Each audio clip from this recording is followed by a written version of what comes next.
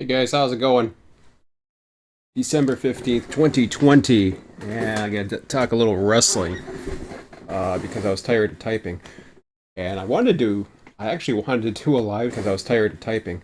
Do a live stream a little bit. Enough talking and live streams seem to be. Yeah,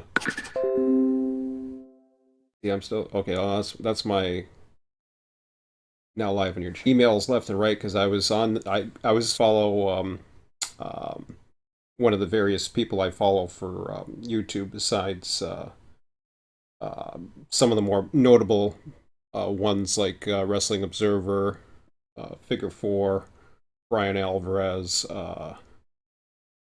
and are ones I kind of used to watch Wrestle Talk a little bit, but not really. I like JD's um, um, JD from New York or whatever, Squared Circle, Psychobabble. There's a lot of differing opinions. I even like What Culture every now and then, at least, Simon Miller and a few of the other guys. But um, all these people who cover not just the actual wrestling itself, but the actual behind the scenes stuff. And for those of you in my channel who don't know anything about wrestling, um, wrestling, of course, is a predetermined thing. So why do you watch a predetermined? Um, why do you watch a predetermined athletic competition? And the point of all that is because of the stories, because of the stories and the athleticism involved in it that tell those stories. It's like a soap opera. I always used to call it a soap opera for men. What ends up happening is you get the uh, reports now. Somebody, for those of you that are in wrestling, you'll know what I'm talking about because I kind of gave a hint that I was going to say something on my channel because I was getting tired of answering, agreeing to disagree or whatever, and everybody's opinion is going to be different. Um, for those, probably everybody knows what the WWF is, or what is now WWE and has been for quite some time, run by Vince McMahon. Uh, there's really hasn't been any competition for years since Ted Turner and World Championship Wrestling died out around 2000. I think it was 2001. I can't remember exactly when it was, but I've been through all that. I've been through the rise and fall of WCW. I've been through the old WWF years. I remember WrestleMania 1. Uh, I haven't watched every WrestleMania, I can tell you that, because I became less and less interested in what WWF, WWE had to offer. Because as much as we know it's predetermined, the stories that drive it and the commitment, not the commitment, the what's the word?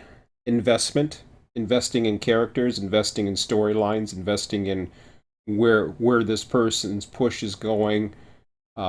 Way, for example, in NXT, who has all this promise, and you're really into him, and people are behind him, and you get to the main roster, and they just totally turn them. And WWE is notorious for doing that.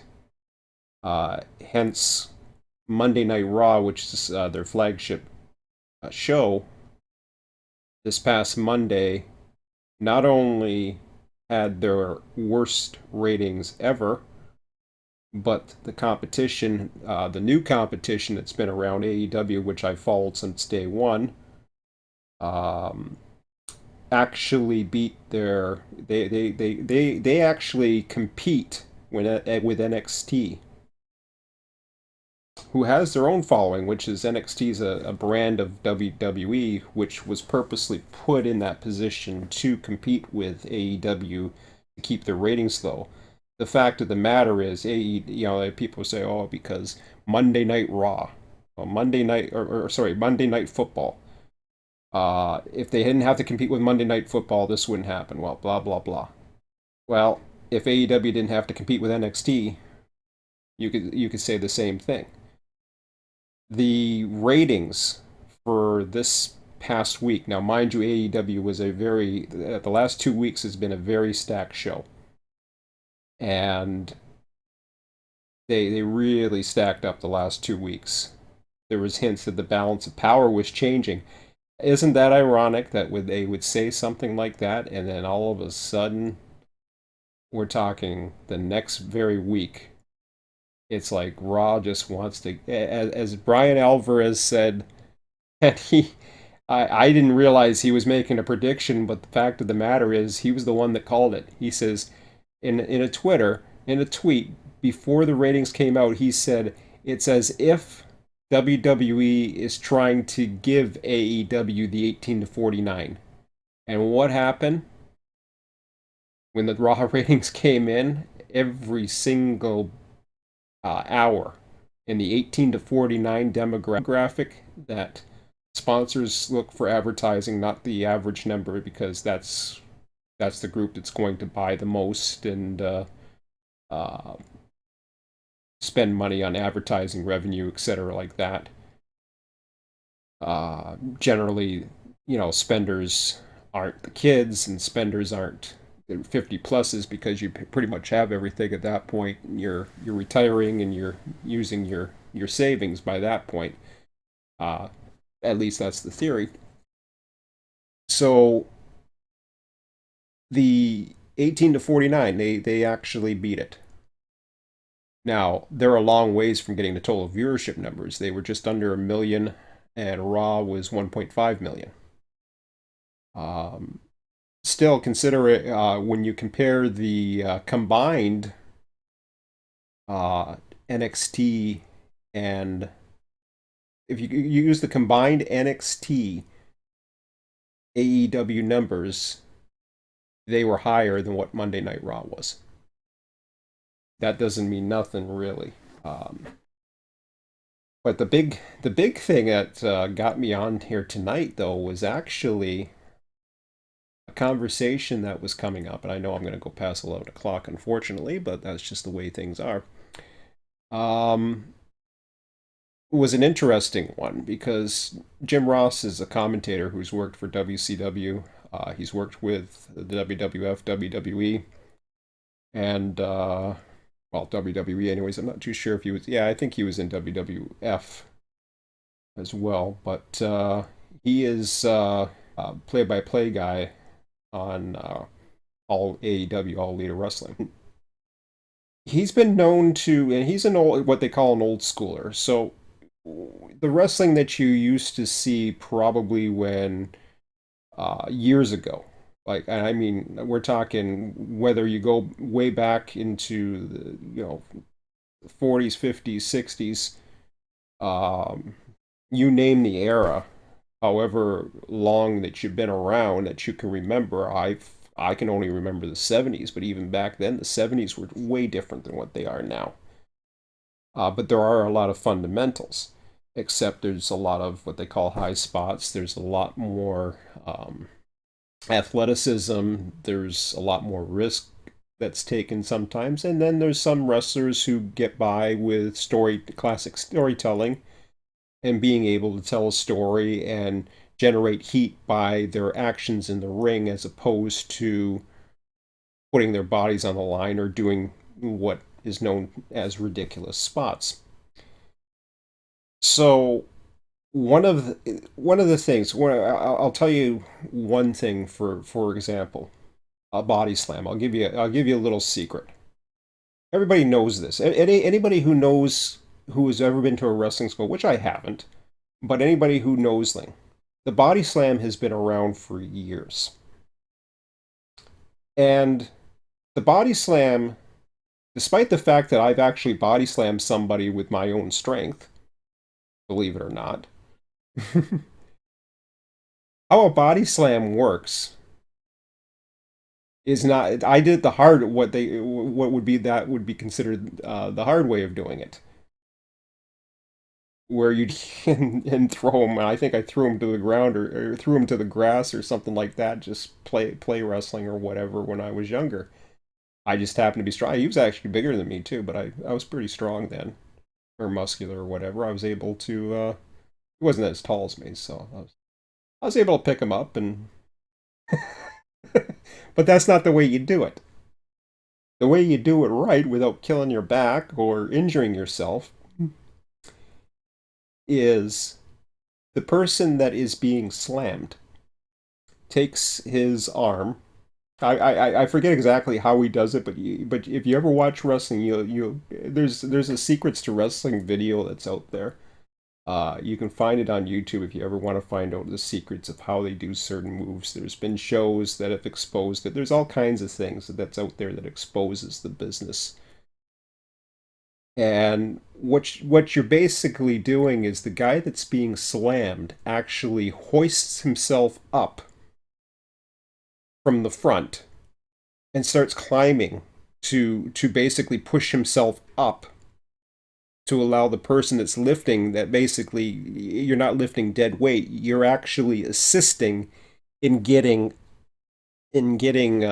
actually up to do the to be slammed. And you push off the shoulders so that you clear them. You push off the shoulders to clear them, and then you basically take what's known as the bump when you get slammed down on the mat.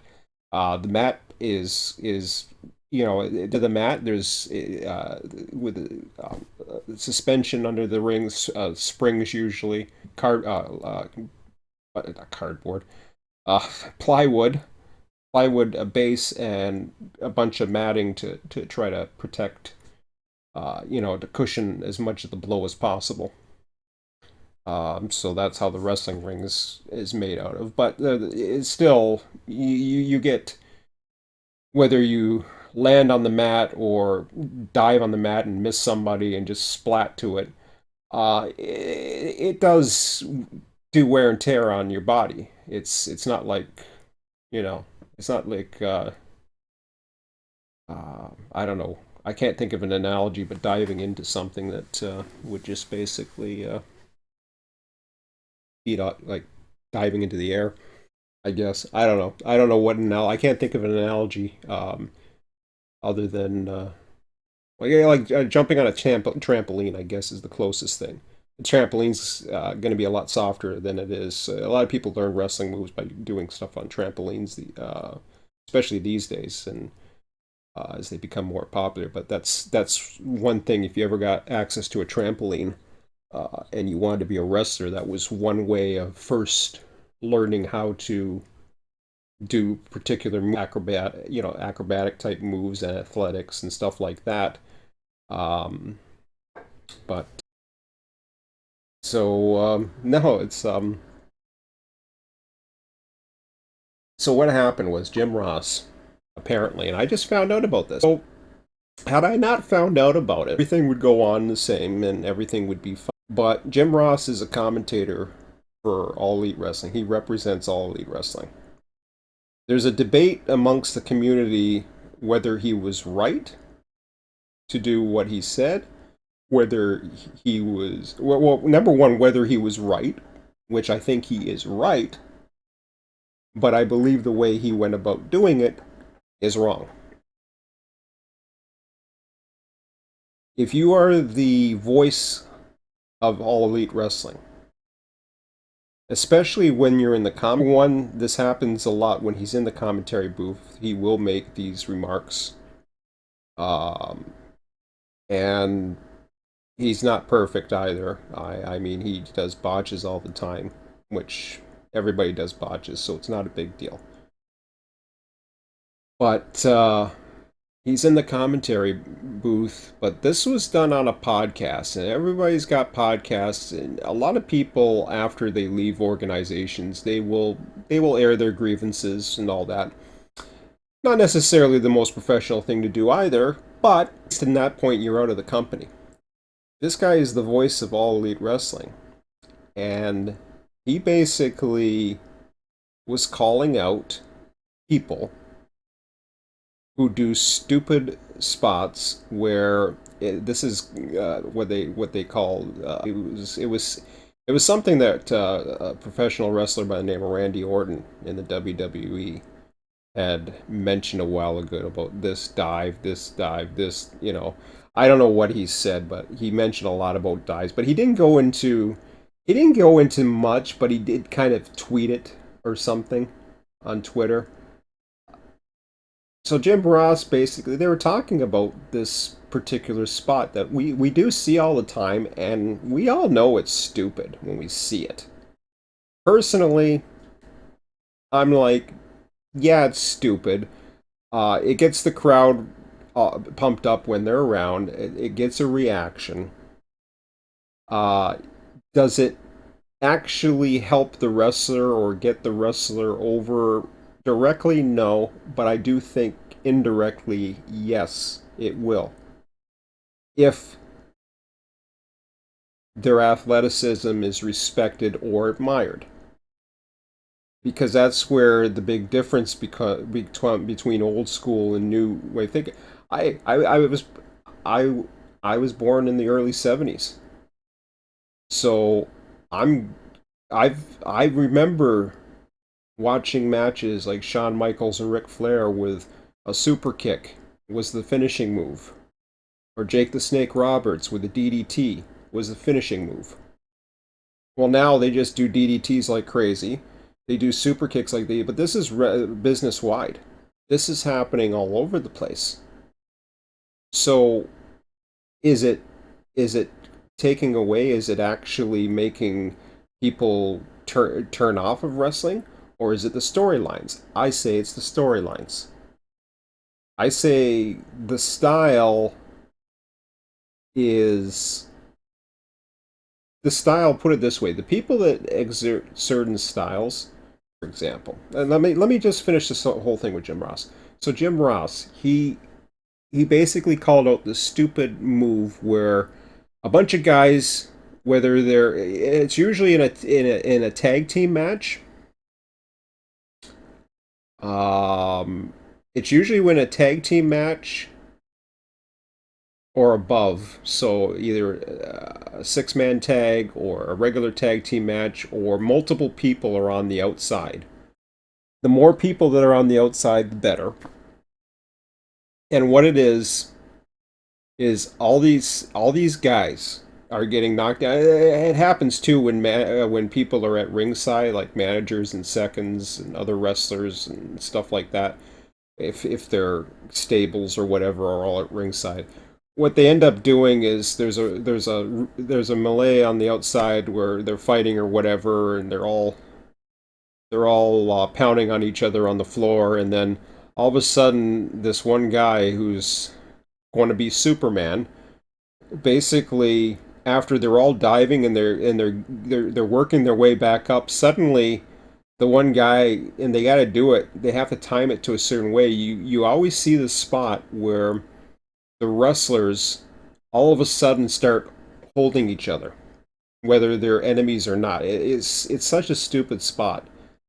Um, but exploit it even more, because before that I'm not even worried about this. I haven't I mean I see it the other day, but was I thinking about it, or was I even worried about thinking about it? No. Were some people thinking about it? Perhaps, I don't know. But the thing is, they're on the outside of the ring, and one guy comes diving over the front into them.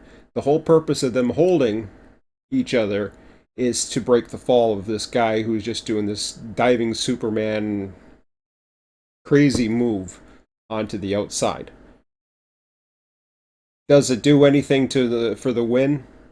Not really. So what's the point of doing it?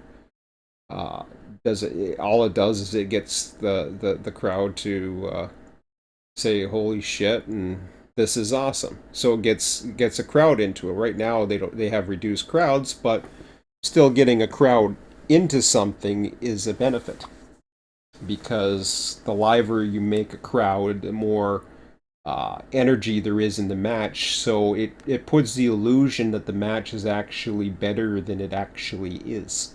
because of the crowd interaction. You watch these matches. There's a lot of these matches on different wrestling where they actually have no crowds.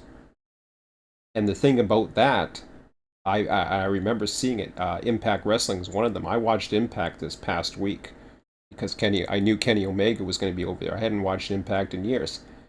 It just wasn't the same, despite the fact that the wrestling was good. When you don't have the wrestling crowd in there, you lose the energy. So I argue that it is the wrestling crowd and the energy level that helps make a match just as much as the storytelling, just as much as the storylines. The have all the story that led up to why they're having the match, where the feud is leading to, where what twist is it going to take, etc. Like etc. etc. So there's a lot of things that go into it. But when you have somebody who basically goes on a podcast, that's totally unprofessional. He doesn't know when to shut his mouth. And some people are praising him for it. The people that are praising him for it, I think, I personally think it's either people that are overly critical or whatever, or not thinking in the terms of what the average fan really thinks. What is the average fan that's watching are really thinking? What's the casual viewer thinking? The casual viewer sees it, yeah, they might think it's kind of stupid if that's the first thing they see. But if they're watching the whole show and they see it, well, they're going to know, number one, that wrestling's fake, anyways. So they're not going to be surprised by seeing something, but then they're going to get into the storylines, hopefully. It's the storylines that should drive them to want to see how it plays out. Um, I mean, there's tricks that stuntmen do as well. There's special effects in movies. We know people don't get shot in movies. We know there's people have to learn to understand the certain level of disbelief. These are where you can't say cut and retake. Athletes that are well trained, some of the move sets are probably a little bit used too much, and some of the wrestling is just it's not like your ground grappling. But put it this way: if you put a technical wrestling match, like for example the NWA, for example, and you put the NWA, which I enjoy the NWA, I enjoy seeing it in old school match. If you put people who are just sound, and for whatever reason they don't have the fans' attention, it takes away from the match itself. The wrestlers, or sorry, the heat of the crowd is very important. So, but the other thing too, and the other side of it is, if you use the same move over and over and over again, it loses effectiveness. Now I hear the chants of "Holy shit!" and "This is awesome." I'm thinking of a bunch of seals harping a lot of times, because I'm thinking to myself, it's not that awesome. Come on. And probably people are thinking that too. Um, but I don't let it take me. If that's what people make are excited about it, well, fine. I'm more about the storyline and how the matches and the false finishes and the hot tags and all the other stuff. I mean, you have to suspend your disbelief. If you can't suspend this or understand what you're watching and understand that it's all a show for your entertainment, and wrestlers do get hurt, these are real wrestlers that get serious injuries. Some people have died in the ring. I'm not saying, that people die all the time, which they don't. These are rare instances where bad things have happened. Um, You know, I know of a few over the years, but you know, the fact is, most of them are, you know, some could get serious injured, serious head traumas. They used to smash, they used to smash chairs over people's heads, and thankfully they don't do that much crap anymore. Although they still do it a little bit for some strange reason. I wish they wouldn't. They do it especially in Japan, but when we know all about concussions now, it's ridiculous. They don't need to be using headshots. It's just ridiculous. So, but anyways, that's my little thing of wrestling. It's 11:14. I went way too far this evening, as it was, but my email kept on blowing up, so I thought, yeah, you know, I'll maybe do this.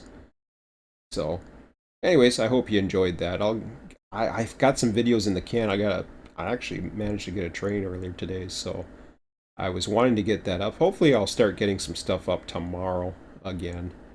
I was thinking of doing some music and a few other things as well. Trying to figure out what the hell I want to do with that, or just upload it. I think I might do that probably tomorrow. So